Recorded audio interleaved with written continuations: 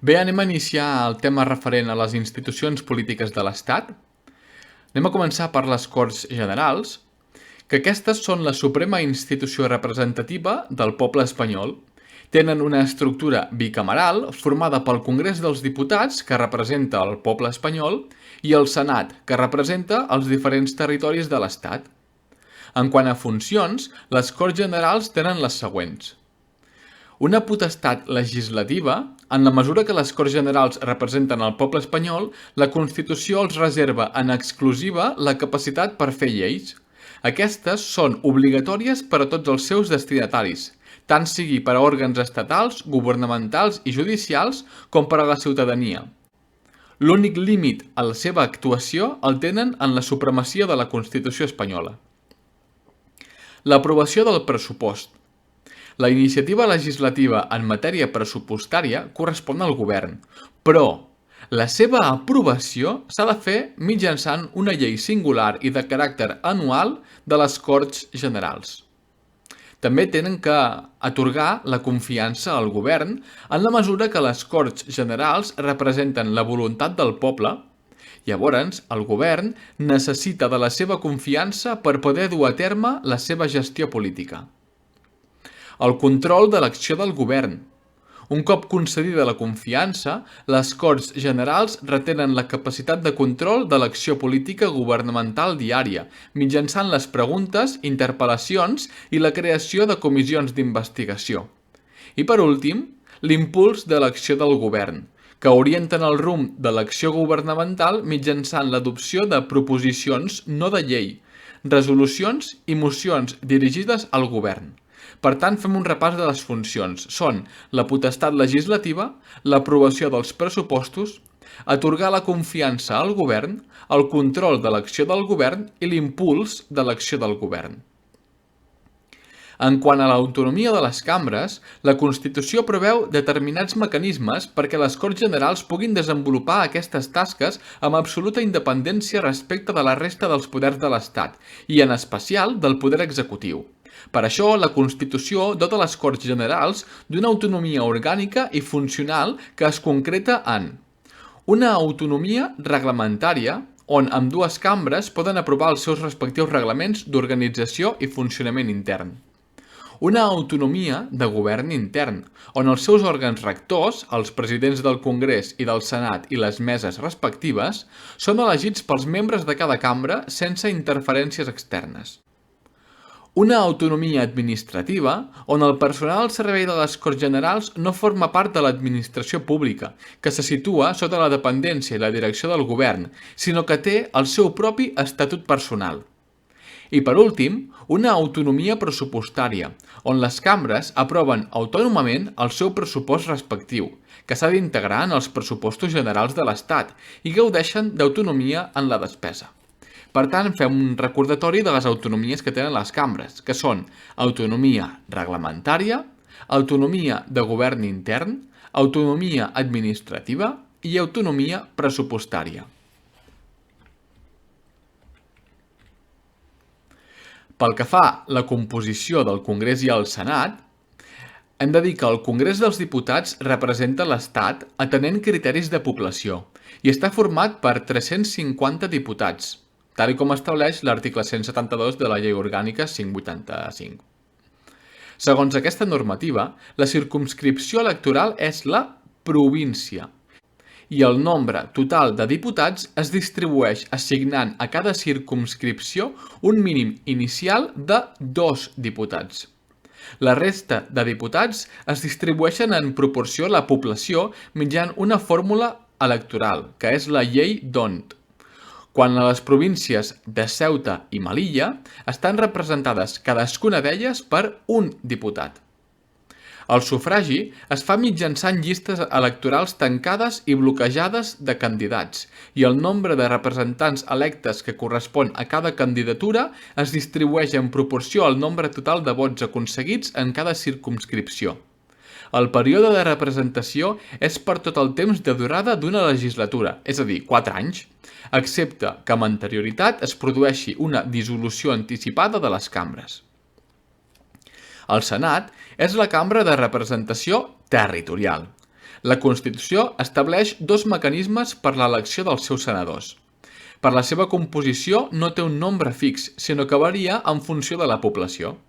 Els articles 165 i 166 de la Llei Orgànica 585 del Règim Electoral General estableix el següent. En cada circumscripció provincial s'elegeixen 4 senadors. En cada circumscripció insular s'elegeix el nombre següent de senadors.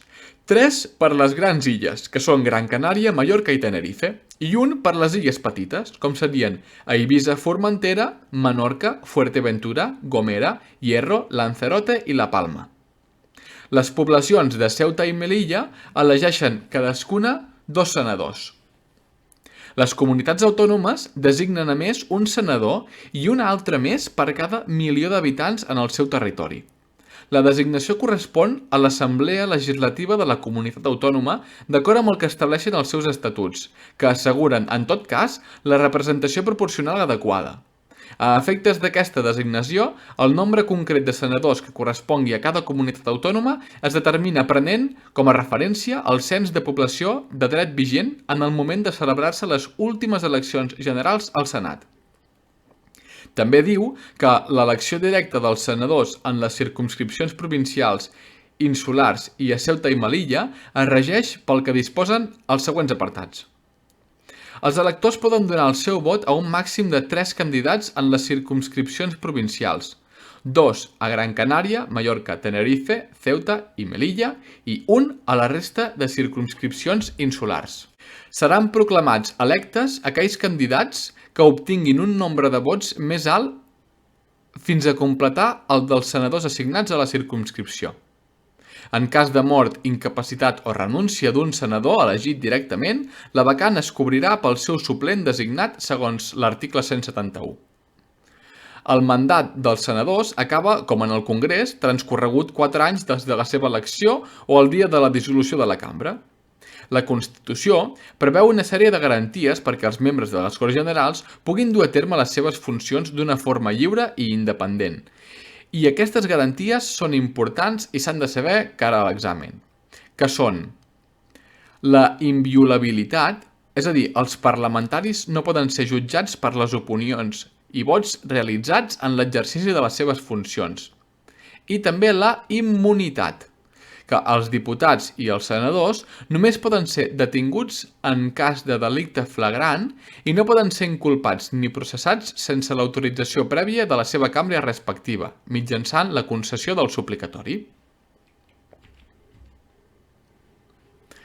Anem a parlar ara del govern. En quant a funcions, el govern és la institució encarregada de la direcció de la política interior i exterior de l'Estat. Per fer-ho, està dotada d'una administració civil i militar. A més, el govern exerceix la funció executiva, que consisteix a complir i fer complir les lleis, per a la qual se li encomana l'exercici de la potestat reglamentària. Anem a parlar de la composició. El govern està format pel president del govern, que ocupa una posició preeminent. Els vicepresidents, en el cas que el president ho consideri oportú, que l'auxilien en la seva tasca de direcció. Els ministres, que són designats pel president del govern i es situen al capdavant de les diferents àrees o parcel·les en les que s'organitza l'administració pública, i els altres membres que estableixi la llei, que en aquest cas és la 5097, que és la llei del govern. El govern és, doncs, un òrgan col·legiat que actua sota la direcció del president del govern i a través del Consell de Ministres. Tots els membres del govern responen de la seva gestió davant el Congrés dels Diputats i, a més, cadascú respon de forma individual per la seva gestió política davant el president del govern i de la seva responsabilitat criminal davant dels tribunals de justícia.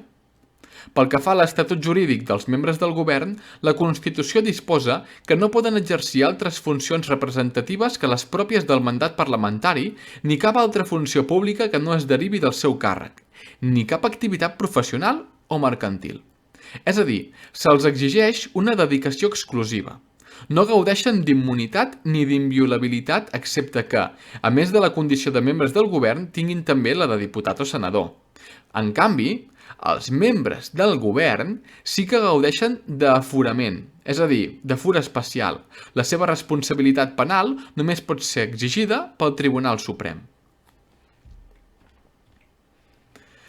Anem a parlar ara dels nomenaments i del cessament dels membres del govern.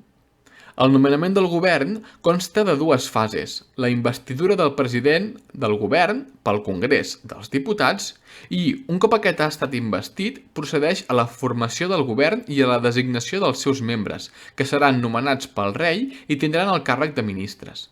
D'aquesta manera, el govern adopta una organització basada en el principi de jerarquia, ja que l'exercici del seu càrrec depèn directament de la decisió del seu president i de la relació de confiança que hi hagi entre ells. De forma similar al seu nomenament, els membres del govern poden ser cessats en qualsevol moment pel rei a proposta del president del govern. Així mateix, d'acord amb el principi de responsabilitat solidària, el govern cessa conjuntament en 3 casos concrets. Després d'unes eleccions, en els casos de pèrdua de confiança parlamentària i per dimissió o mort del president del govern. En tots aquests casos, el govern cessant continua en funcions fins a la presa de possessió del nou govern. Ara anem a parlar de la corona. La forma política de govern de l'estat espanyol és la monarquia parlamentària. La seva característica més important és que la configuració de la figura del cap d'estat es concreta en la institució de la corona, de la qual el rei és el titular. La titularitat de la corona té unes característiques especials. És vitalícia i la seva successió es fa atenent criteris de transmissió hereditària. Això significa que la Constitució ha de fer compatibles l'existència de la institució monàrquica amb el respecte al principi democràtic. Per aquest motiu, la Constitució impedeix al rei participar en els actes de direcció política de l'Estat i el configura únicament com a cap d'Estat, i a la vegada el separa expressament dels altres poders de l'Estat, és a dir, del legislatiu, el judicial i de l'executiu. D'aquesta manera, el rei representa la unitat de l'Estat i les Corts Generals representen el poble espanyol. En quant a funcions del rei, hem de dir que l'opció constitucional per excloure el rei del procés de presa de decisions polítiques condiciona el tipus de funcions en què aquest pot exercir en una monarquia parlamentària. D'aquesta manera, les funcions que la Constitució atribueix al rei són eminentment de caràcter simbòlic o representatiu. D'entre aquestes destaquen convocar i dissoldre les Corts Generals i convocar eleccions, proposar candidat a president de govern, sancionar i promulgar les lleis, expedir els decrets aprovats pel Consell de Ministres, nomenar i remoure els membres del govern a proposta del president, declarar que la justícia s'administra en el seu nom, representar l'alt patronatge de les Reials Acadèmies i tenir el comandament suprem de les Forces Armades. A més del seu caràcter simbòlic, aquestes funcions són considerades des del punt de vista constitucional com a actes deguts. Recordem aquesta paraula, actes deguts. És a dir, actes que el rei no pot negar-se a fer.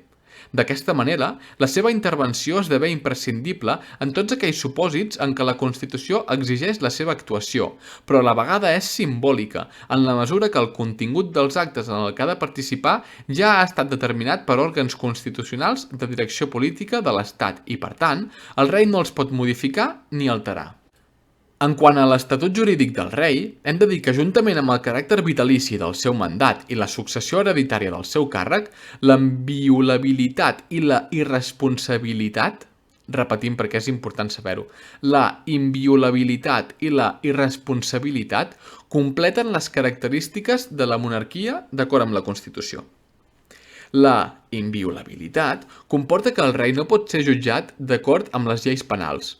El rei no està subjecte a la coerció legítima de l'Estat. La irresponsabilitat significa que el rei no respon pels actes que fa, ja siguin polítics o exclusivament personals. Els seus actes no estan subjectes a control constitucional ni jurisdiccional.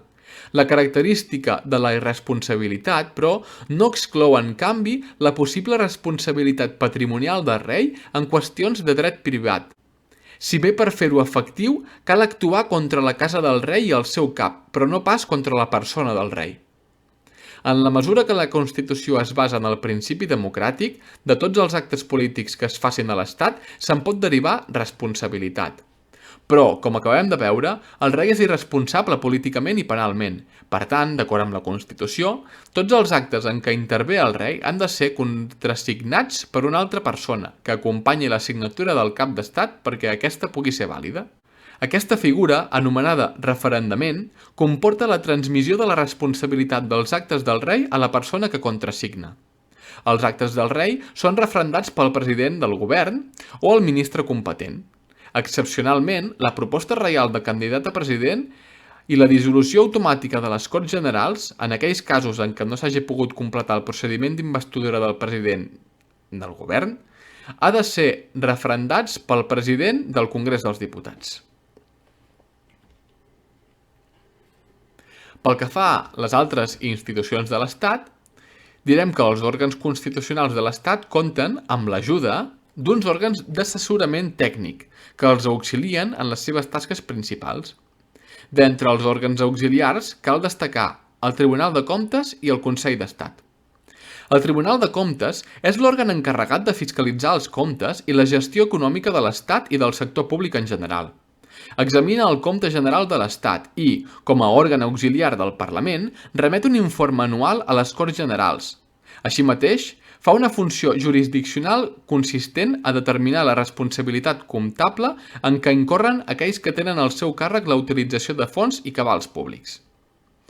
Per últim, el Consell d'Estat és l'òrgan consultiu suprem del govern. Gaudeix d'autonomia orgànica i funcional i emet dictàmens sobre qualsevol assumpte que li sol·liciti el govern, els seus membres o els presidents de les comunitats autònomes.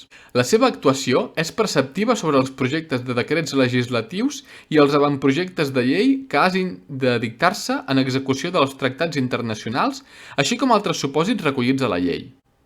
En l'exercici de la seva funció consultiva, el Consell d'Estat vetlla pel respecte degut a la Constitució i a la resta de l'ordenament jurídic.